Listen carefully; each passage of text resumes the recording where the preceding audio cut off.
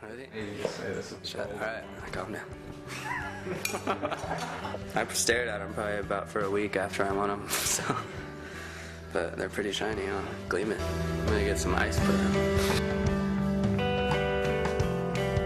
In his short, 24 years, I can truly say that he lived a life of 10 men, He traveled the world, he won medals, he went to the top of the sport.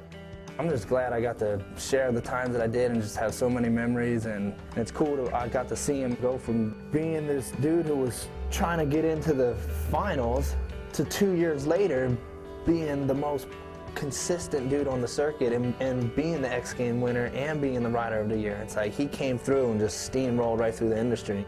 I mean, this guy worked hard day in and day out. He was never deterred by a crash or an injury.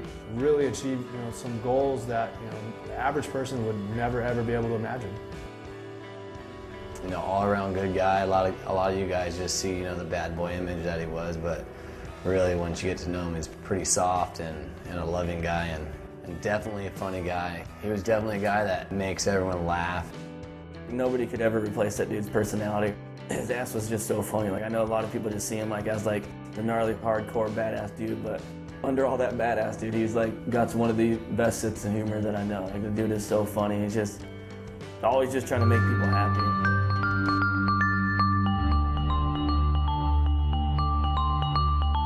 I ended up getting home on Sunday.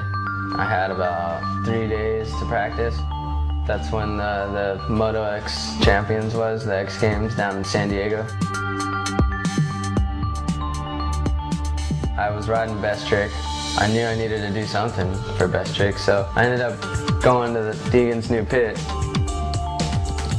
and working on some double grab flips. I'm always been good at just regular, heart attack flips, so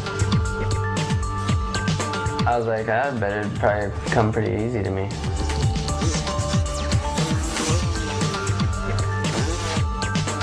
I did on my second try, perfect.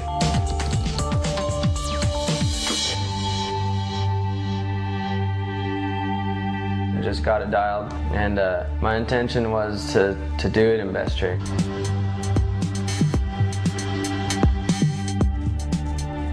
I'd say it's a 80 out of 100 chance.